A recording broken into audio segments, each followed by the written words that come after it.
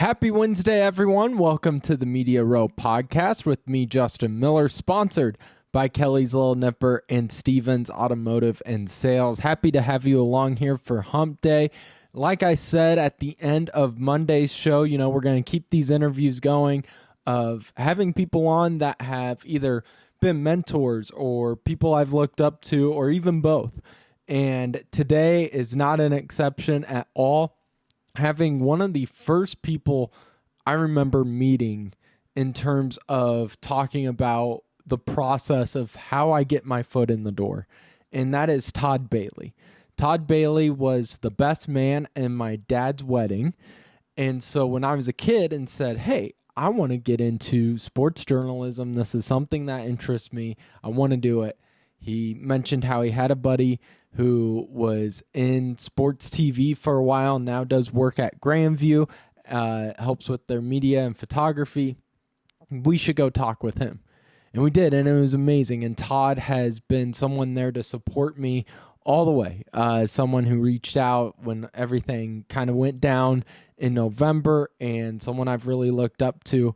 And it's funny because when I got into the radio world, and we'll talk with Todd about this, is didn't realize how big of a name Todd Bailey was. To be honest, it was one of those where you sit there and I'd go, oh, my dad knows a guy who was on TV for a while. But Keith Murphy, Travis Justice, all these guys start going, Todd? And it's been really cool to get to know Todd. It's been awesome to have him on my side. And so I'm really excited to have him on the show today to talk about his career, talk about what he's doing now, and just, again, pick that guy's brain about how to succeed in the media world. But before we get to Todd Bailey's interview, need to give a shout out to Kelly's Little Nipper at 1701 East Grand Avenue in Des Moines. Kelly's Little Nipper, of course, before we even get to the golf tournament stuff, you have to have the Media Row 3 keys as to why you should go to Kelly's Little Nipper. And it's simple. Great food, great drink, and even better community over there at 1701 East Grand Avenue in Des Moines. That's where you can go have a great time at Kelly's Little Nipper. Make sure to use the secret keyword Hendo as we keep that trend going along. You say Hendo and get yourself some deals, including free cheese balls over there at Kelly's Little Nipper. And super excited to be at Kelly's Little Nipper and have them as a proud sponsor, because now we get to have myself, Ross Peterson, Carson Culp, and Drake football head coach Joe Woodley on the Media Row golfing team as we get to join the Kelly's Little Nipper charity golf event over at the Grandview Golf Course. All the funds going to the Boys and Girls Club, and really excited to be a part of that. Haven't been a part of it before, had friends that have been involved in it and have heard nothing but wonderful and amazing things. So you can join the fun at the place, or maybe next year get involved with their golf tournament as well over at 1701 East Grand Avenue in Des Moines. Kelly's Little Nipper, when you go there, make sure to let them know that Media Row sent you. So, Todd, it was funny. I started my intro off for this episode talking about how you were the best man at my dad's wedding and you two were childhood friends. And it was funny as a kid growing up being like, oh, this is a field I want to get into. I love sports media. This is what I want to do. Sure. My dad brings up your name. And foolishly, I was like, oh, so he probably worked behind the scenes. That would be cool to know. And then I get to the radio station and it feels like every person I talk to is like, whoa, wait, Todd Bailey? So I guess I didn't know you were in the inn, sir. You gotta remember, Justin, I am an old man, so I've met a lot of people over the years. But how long were you kind of in that sports media world? I mean, you're still in it with Grandview, but more with Yeah. the TV news side of things. How long were you in there? Yeah, so when I was in college, I worked at I actually worked at the Des Moines Register when I was in college until about my senior year. So worked in the sports department, uh, and that's kind of how I figured out that I wanted to be around sports media in some way. But I was interested in video, and I got connected with one of the TV stations with KCCI for an internship. That was a long, long time ago. That was early 90s, but had a great opportunity there. And they had a four-person department, learned from all four people, great people. And they gave me a great break to get started. And so I worked in television news as a sports reporter. I'd go out and shoot games. I'd do stories. I'd report, do whatever. I filled in anchoring every once in a while, but I didn't really like to anchor. I wanted to be at the events, so I wasn't really interested in that side of it. I did that for probably all told 12 years, 11, 12 years, something like that. And then just went and did kind of freelance video production for a while on my own, kind of in a few different areas, uh, where that's concerned. So, So, yeah, doing the freelance stuff, because maybe that's kind of similar to the position I'm in right now, just trying to figure out ways to stay in the sports media world. Is that kind of how it was for you, where you didn't, you weren't with the TV side of things anymore, so you're just trying to still find a way to keep doing what you wanted to do? yeah, I was ready to get out of the TV news thing. Loved it. It was a blast, and loved all the guys that I was working with. People that I worked with at the station that I was at. I was at WHO for most of my time. Loved everybody that I worked with. Loved the people from the competing station too. A lot of I mean, you know how it is in this local sports Yeah, media. yeah. You guys compete with each other in different ways, but you're all buddies, because you kind of essentially work together, even though you work against each other. So you didn't have any So of those Anchorman news team fights? You and Keith no, we Murphy didn't have weren't fights. teaming up We against got along Channel with 8? each other. So, I mean, I remember one of the guys that worked at one of the other stations. I was like an usher at his wedding, and on our off days, we'd hit the golf course together, But on the days we were working, you were trying to beat each other to a story. But when I was done with it, I was kind of ready to be done with it. Just the hours were different, and I felt like I had a lot of great experiences, and it was a lot of fun. I just wanted to try something different. So when I first got into freelance video production, it was a lot of sports related stuff, but I wasn't feeling the need for it to be all sports related. So I got kind of a mixture of things, some sports still because I loved it, and some non-sports. And I remember I'm old, so I forget dates, but I probably did on my own, all told, probably maybe 7 or 8 years. There was a little window in there where I went back into the sports media. I got contacted by one of my former bosses at the Des Moines Register, and he was asking if I wanted to come back in for a position they were creating. That was as websites were starting to build up, and all of a sudden a newspaper wanted to do video stuff. So I did dip my toes back into it for a little bit, but I was like, this isn't me anymore. This is fun. It's great, and I love all the people that are involved with it, but it just wasn't the type of work that I wanted to do anymore. So And so when you were doing the freelance work, were you doing a full-time gig on top of that, or is that what you were doing full time? I was purely full time, and it was a mix of clients. So it might be like I might do a corporate video. I might work on a live production crew. There was a crisis communication firm that I would do some stuff for. I had a mix of clients that I would do some projects for. I did some work for colleges, but it was more. Some of it might be for athletic departments. When I was on my own, I did a couple projects for Drake a long time ago.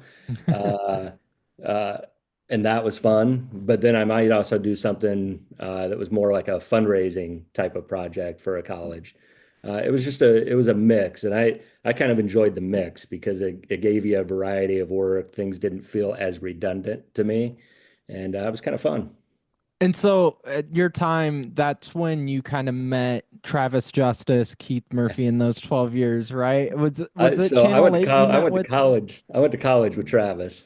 Okay, so you guys, I forgot about that part because duh, he did go Yeah, to Grandview. My yeah. I bad. went to college with Travis.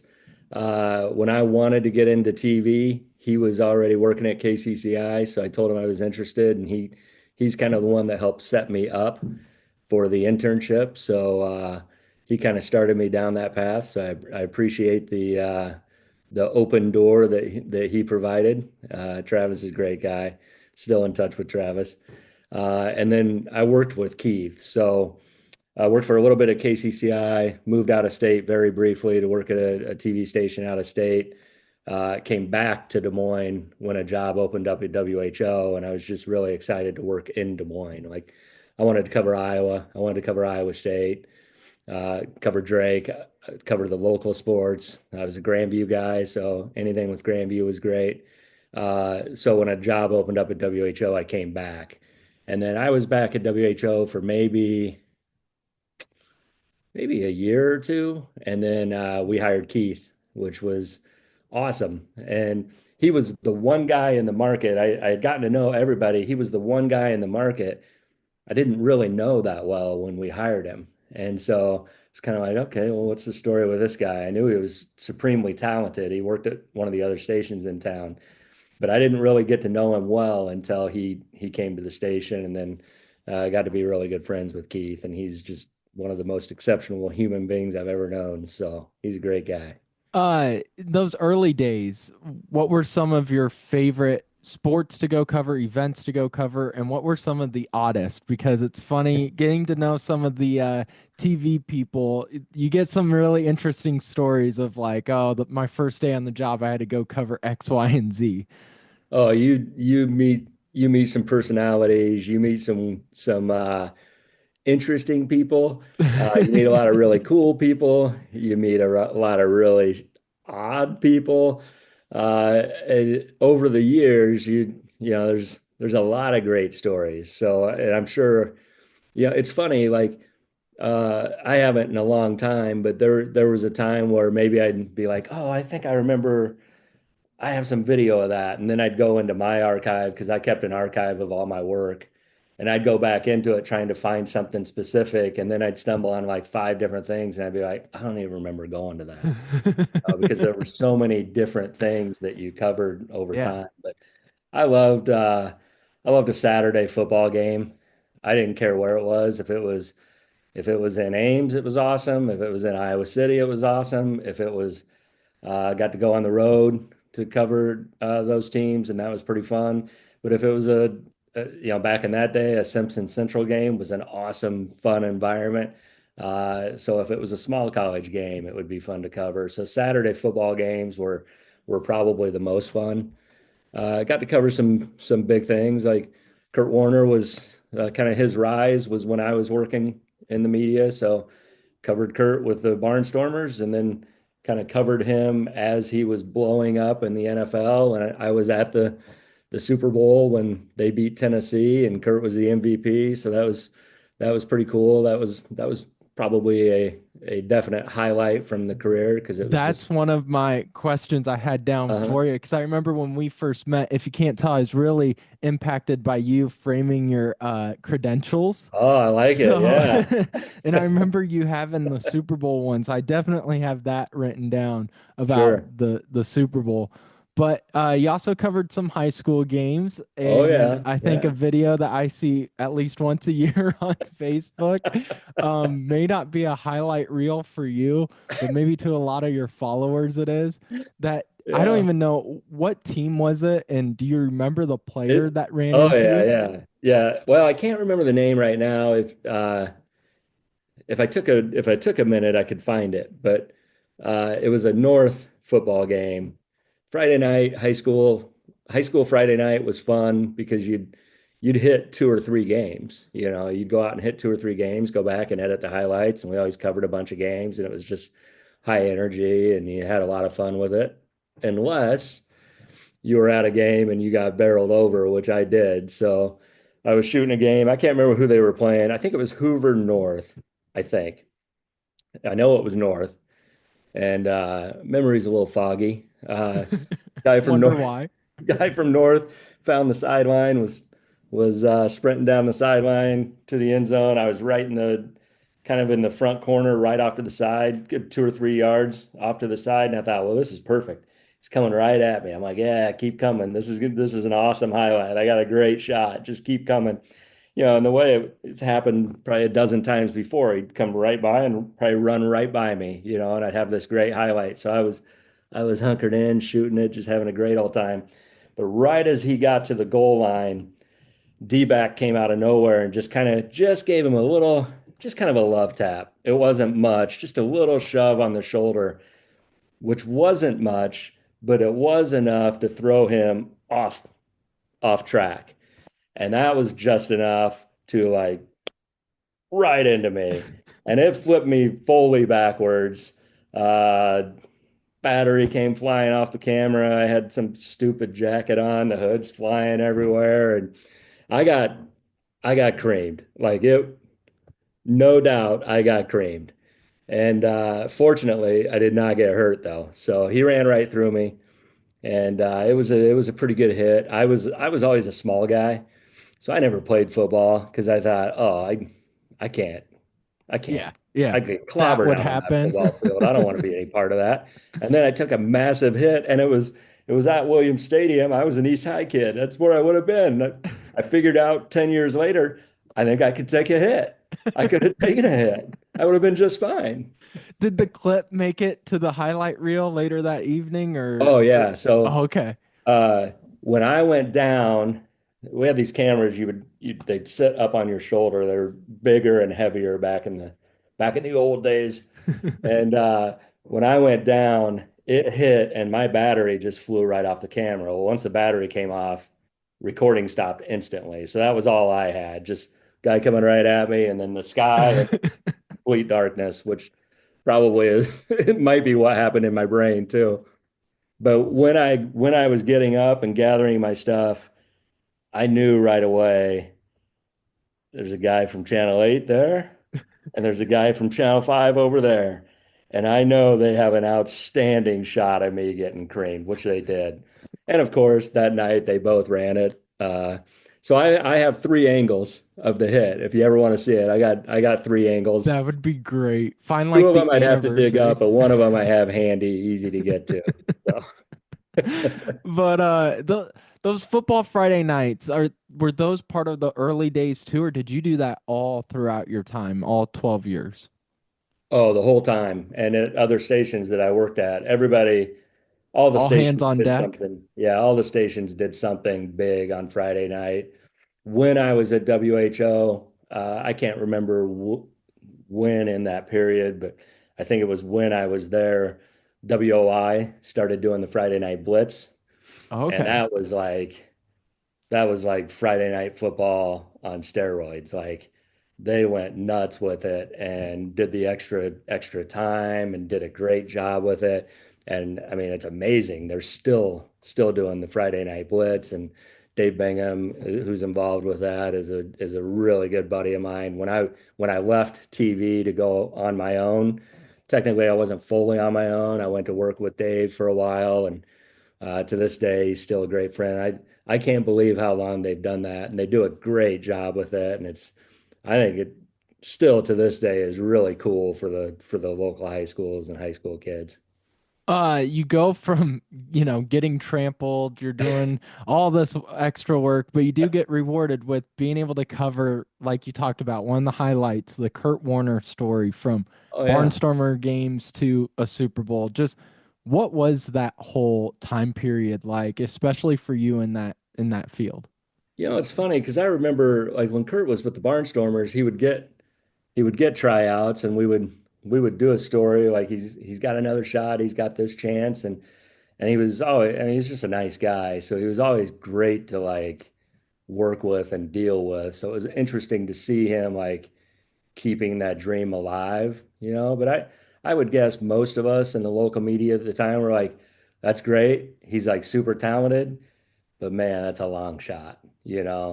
So the fact that he kept that dream alive and kept working at it and finally got that chance and then, not only got on a roster, but when the starting quarterback got hurt, and then he really got his chance and how he kind of made the most of it and blew up and had an incredible season. Uh, was just really cool to watch. It was really fun to see it, knowing, yeah, last year we were watching him play for the Barnstormers, and now he's on this massive stage and shining. He's a superstar. Their offense is exciting, and he's the guy. At the Super Bowl, like after the game, they have a press conference with the MVP, and it's the Super Bowl, so there's hundreds of media in that room, and I'm just this little guy from Iowa, trying to Yeah. cover the Super Bowl, and I'm standing off the corner, and Kurt comes around the curtain, like recognizes me right away because he knew all the local Iowa media, and I thought, man, this is unbelievable that this guy is like just won the Super Bowl. It's just an amazing story. Obviously, everybody's heard the story a million times. There's a book, there's a movie, everything, and deservedly so. So, but it was cool. It was just cool that he had the success and hit it big. It was awesome.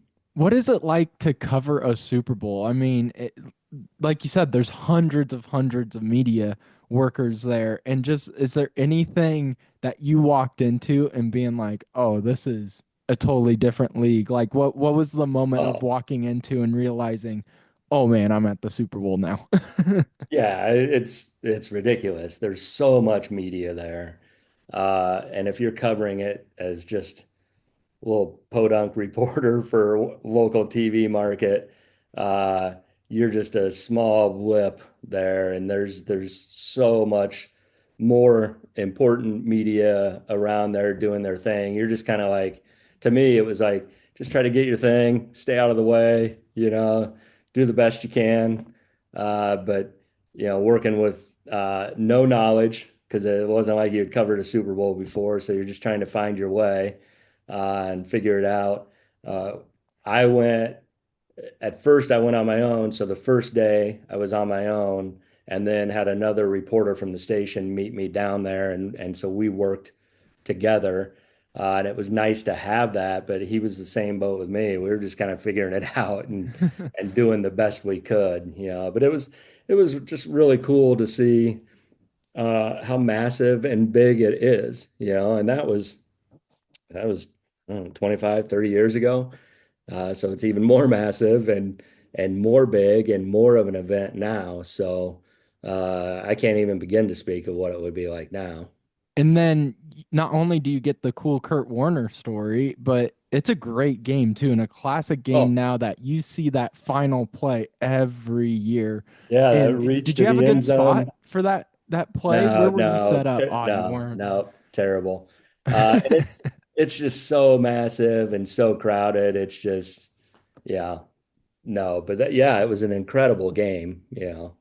Just just a cool thing to have on your list of things that you were able to get to go do. And I was pretty lucky when I worked in local media. We have good sports in Des Yeah. Moines. Uh, the colleges are fun to cover, but we also have the occasional thing like that happens that you get to cover. And when I was in it, I got to cover Mark Pryor, who was a kind of a rising star for the Cubs. I was at his first game at Wrigley, and it was a night game, so I was at Wrigley Field. That was pretty cool. I went to a couple of Heisman Trophy ceremonies when Troy Davis was a Heisman Trophy finalist. So you hop in the elevator and there's like Doug Flutie or whatever. So things like that were just pretty cool to be around. But the whole time I'm still doing it just a little punk reporter from a little station in small town Iowa, right? But it was fun. It was really cool and a lot of great opportunities and fun memories. But with all that, like you said, there just came a time where you were ready to move on. Mhm. Is it just a feeling, or was there a moment that you remember being like, okay, it's time to move on to Yes. something new? I mean, it's probably different for everyone, right? Like people are just different. So what their reasoning might be could be different. For me, it was I had gotten married, was starting to think about having a family. Right after I got married, kind of had a significantly impactful moment in that my wife, like 2 weeks or 3 weeks, yeah, 2 weeks after we got married, was in New York City on 9/11, which was really Oh, scary. So wow. it just makes you start to think about like, just life a little bit differently. And while that job was fun, it was a lot of nights and weekends. And when my wife was not working, I was at work. So we weren't getting to see each other a lot. So I just started to think, you know what? We're going to have kids. Want to have a little more time with family. I need to find something that is, quote, a little more normal, you know? Yeah. Uh, and that's not to say it can't be. That was just the feeling that hit me. And I maybe felt a little bit of even though you have all these great stories, everything started to feel a little bit redundant to me. Like it's like, oh, okay, it's state basketball tournament, so this is what happens now. Okay, now it's this, so this is what happens now. So I think I was starting to get a little like maybe a little bit antsy just for something different, just for some sort of change. But so there's multiple reasons, but everybody's different. So who knows why somebody feels it and or if somebody's going to feel it, I if I'd have stayed in it, I probably would have been having a blast for the last 30 years. So, Is it a scary step to take? I oh yeah. mean, yeah, how does that process work of, okay, I've made this decision, now what's next? To me, what was scary, because I still remember it, to me, what was scary was uh, I feel like it's kind of a unique job. So the concern when you're in it, if you're starting to think about getting out of it, is well, how does my skill set transfer? You know, what can I go do? Am I capable of doing this? Uh, Bottom line is, yeah, you're capable of doing a lot. Like if you work around media, you work with deadlines, you work with big personalities, uh, you're a, you can adapt to different situations. You're generally creative, so your skill set is a lot bigger than maybe you realize. So yeah, at first I was a little bit scared, like, oh, this is pretty risky. Like, if my first step doesn't work, what am I gonna do? Uh, but over the years, I mean, my career has kind of changed a little bit, multiple times, and you just realize everybody's capable of adapting and changing. And now we're kind of in a world where everybody adapts and changes. Like nobody does the same thing for 30, 40 years anymore. And being flexible and able to adapt is pretty crucial and important. And how did you land the Grandview gig? Because I want to make sure I get it right. You do photography for everything Grandview or just Yeah. athletics? No, not Everything just Grandview. athletics, everything Grandview. So, uh, let's see, 13 years ago, something like that, about 13-ish. Uh, I was working on my own and doing fine, really enjoying it. I had a couple kids, but had a pretty good steady line of work and was doing all right. And the work was kind of fun and interesting. There was a little bit of travel involved, but that was okay. It's kind of fun in its own way.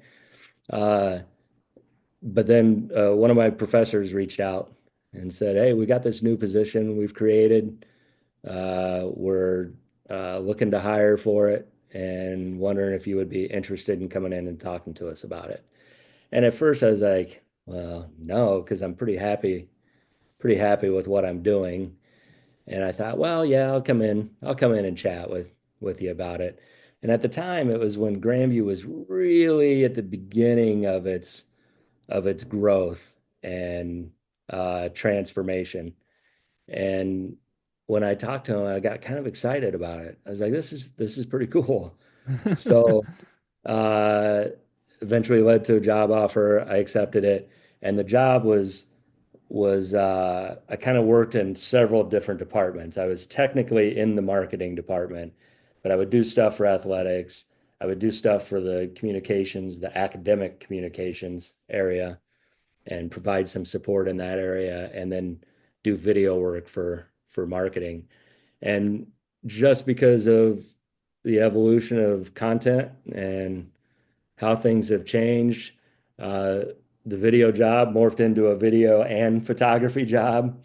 Uh, the athletics component of it, which was probably more game day, and not real broad became more from my role, more marketing athletics. So do a lot of photography for the promotional purposes. So all schools do all the social media graphics and have the pictures of the athletes and all that stuff. So I'll do a lot of the promotional marketing photos of athletes at Grandview. The game day photography, we have a guy who is a retired professor and has been shooting sports as a photographer for 50 years and has shot Olympics and Super Bowls Holy and cow. Iowa State, and has just this unbelievable experience and is a supremely talented photographer. And so we have him shoot most of the game day stuff. I'll do video stuff for football, or there might be some other projects that I might do for different programs, or if a team gets to the nationals, if I can make that work schedule wise, we'll try to make that work. Obviously, our wrestling team is massively Yeah. successful. Spent a lot of time at wrestling nationals over the years. Uh, but but a lot of my work is non-athletics too. So supporting university in whatever different way that I can. I think I counted in the last, we're just wrapping up a school year, and from August to May in the last year, I have no idea on video work. I haven't done I haven't evaluated that yet and looked at how much I've done, but I probably produced over probably 100 to 150 videos, I'm just guessing at least, Wow. and shot about 300,000 photos. So the workload's pretty big. And I'm not even shooting most of the games because we've got our other guy, Doug Wells. If people remember Doug Wells, he was a longtime photographer for the Des Moines Register. He's shooting most of the game action. And if you look at our social media, like we're a pretty small college, but if you look at our social media, our content, particularly our photos, I, I think it's fantastic. Like we are so lucky to have Doug, and he's been doing it for us for years. So before a lot of schools were putting out a lot of their own content at Grandview, we were kind of like, I kind of feel like we were ahead of the curve a little bit because a lot of what Doug could do, and then what my boss allowed me to do for athletics was kind of nice. So Is that one of your highlights with this job is just going back and you're looking at, you brought up the social media side of uh, things. You can go back and scroll through and go, man, for a smaller school, it is up there with the production of anyone else. You can I, compare it I to think I anyone. think we do I think we do pretty good work, especially when you put it in the context of the resources that we might have, you know. So, and sometimes I'll get flustered because I'll be like, that I wish we could have done that better, or we could do that better. But then I'll see or hear something going on at a much larger school, and I'll realize they're kind of fighting the same battle with resources because there's so much demand for content. It's really hard for athletic departments in particular to keep up with that. It's not like you can have five people on your staff that have 20, 30, 40 years of experience shooting or Yeah. producing.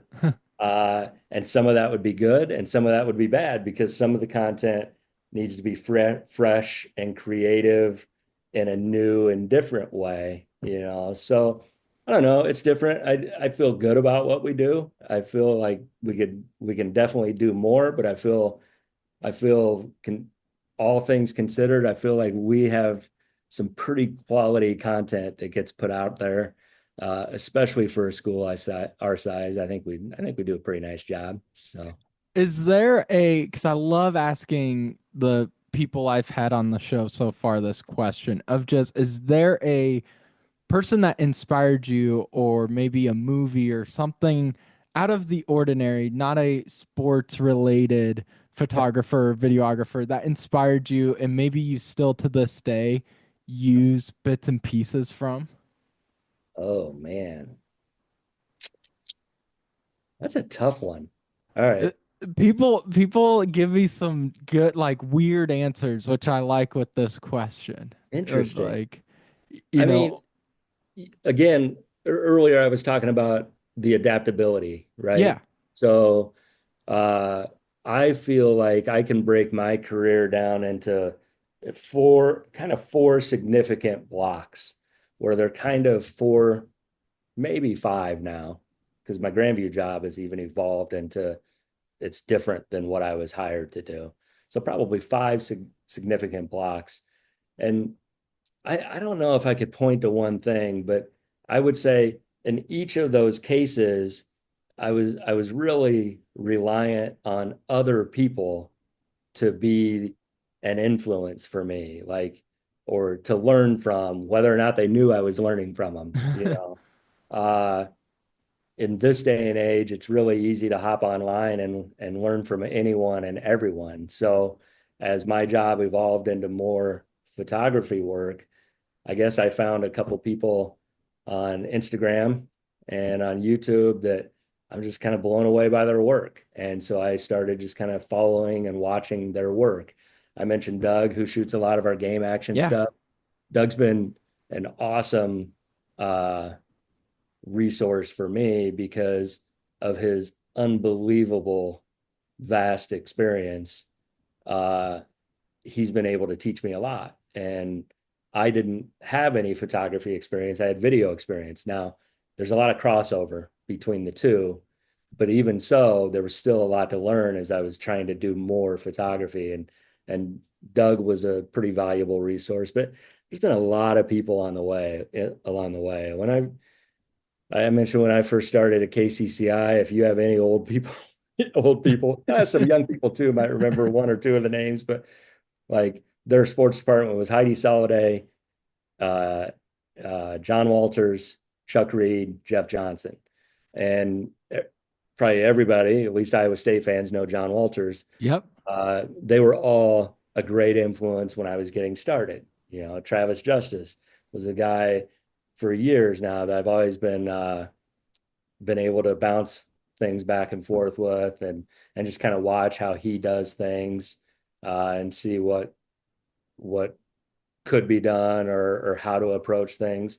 And it's Travis. So, or how not to approach things. I was about to say you can add that in there too. I mean, that's kind of what I learned at the radio station was I'd watch Ross and go, okay, and then Trav would say something I'm like, okay, that one may get me an email.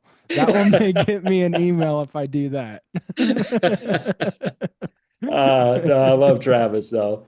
But and then Keith was super impactful on my career as Keith has been on how many people's careers. You know, he's pretty legendary at being able to identify what somebody's strength is and getting them to pull out that strength and making them the best they can be based on their individual strengths. And like we said, people are different, you know. So, I mean, there's been a lot of people over the years.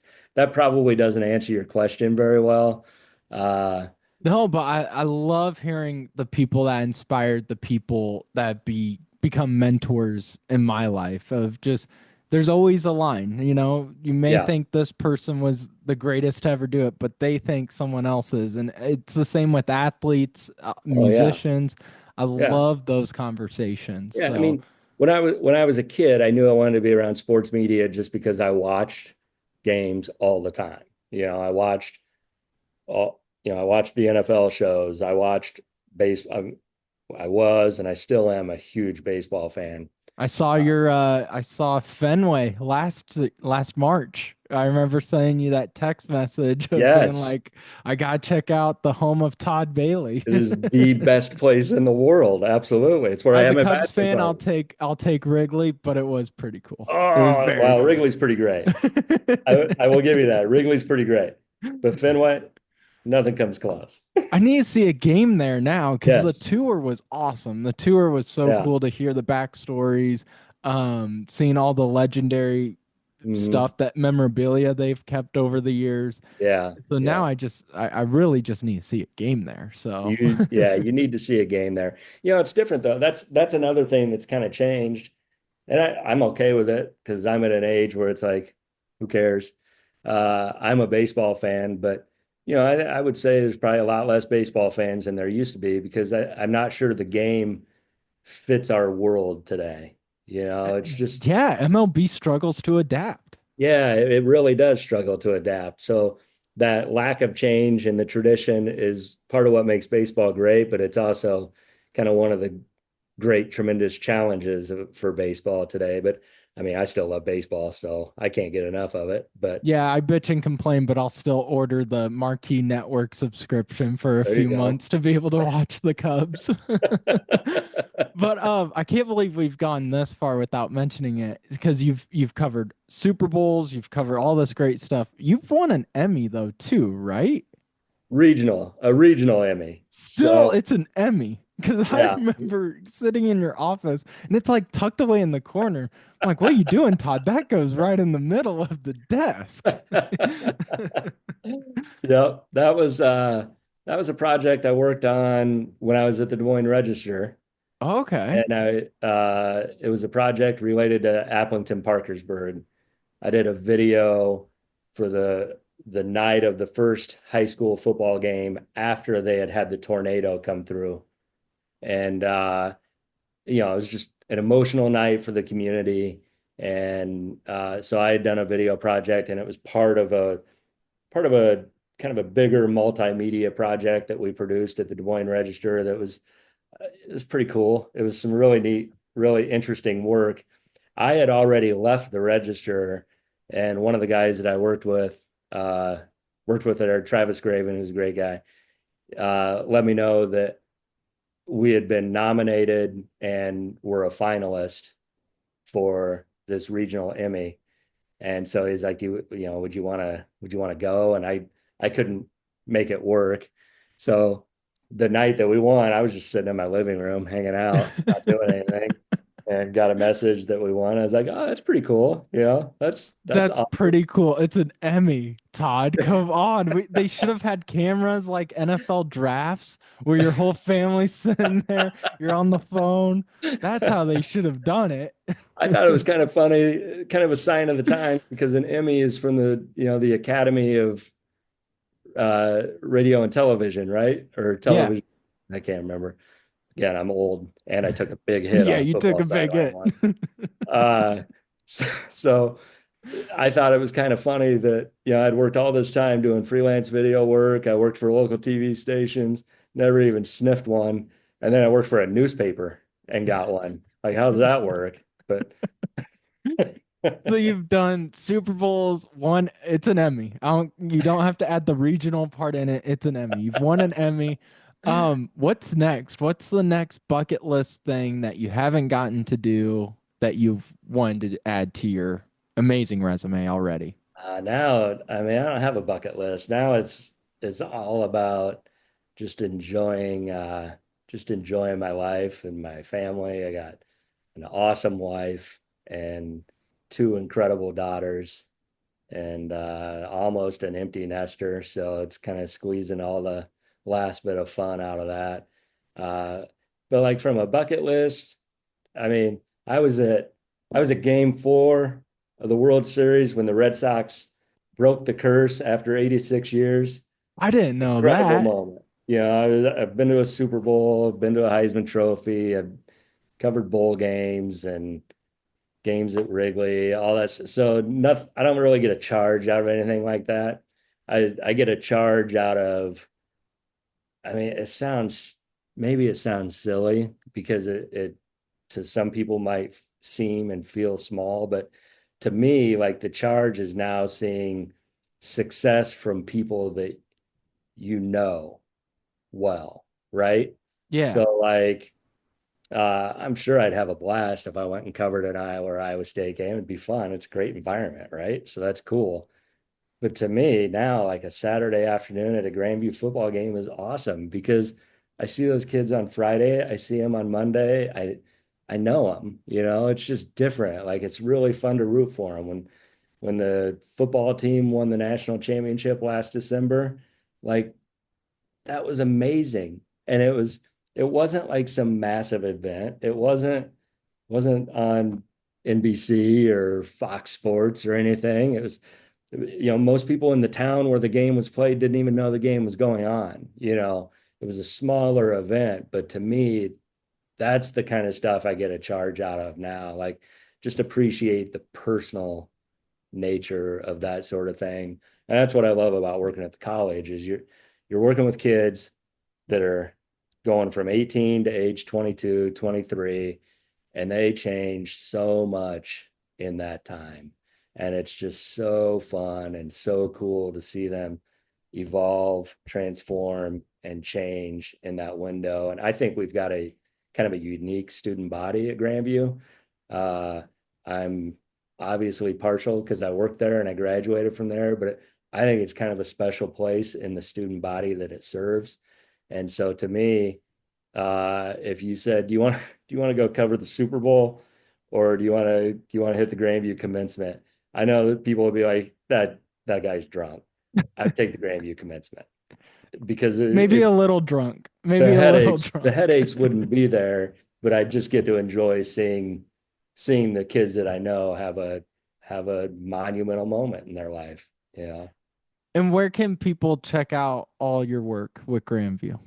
I mean, on our website, on our social media. Like I said, though, a lot of the game action stuff. Hmm. Some people think like I do everything at Grandview. I don't do everything at Grandview. I do everything as far as different departments and across the board, across campus. But just because it's out there doesn't mean I did it. So if you see kind of athletically, if you see like promotional photos, the stuff that looks like it might have been shot in a photo studio, that kind of stuff, chances are there's a pretty good chance I shot that. Uh, Video wise, not always, but if you see some video where there's a decent chance that that was maybe mine, or if you go to our main Grandview website, not all of it, but most of the work you'll see is mine. Any of the social media stuff, but the game action stuff, that's Doug's, and Doug is legit. Doug can shoot. Been doing it forever, but the guy can shoot. I keep telling him, like, he's like, I'm too old. I'm gonna quit. I'm like, no, you can't quit. It's so good.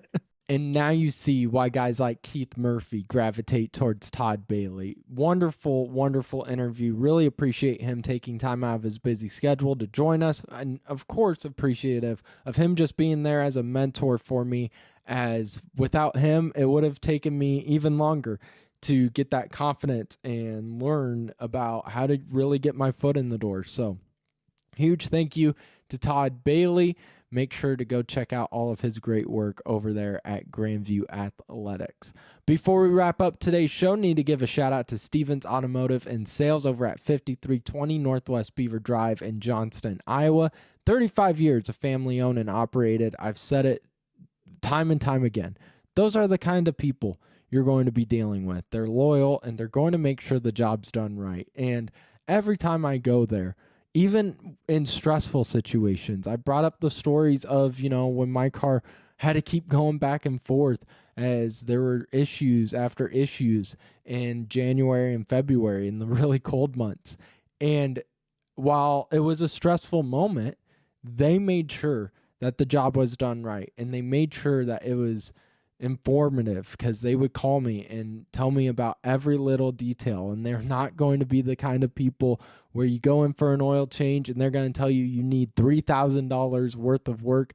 They're the kind of people that will call you and let you know what may need work here in the future, but they're not going to upcharge you on anything because that's not the kind of people Stevens are. Love Stevens. I will be a cheerleader for Stevens Automotive and Sales until the day I die. Stevens Automotive and Sales, 5320 Northwest Beaver Drive.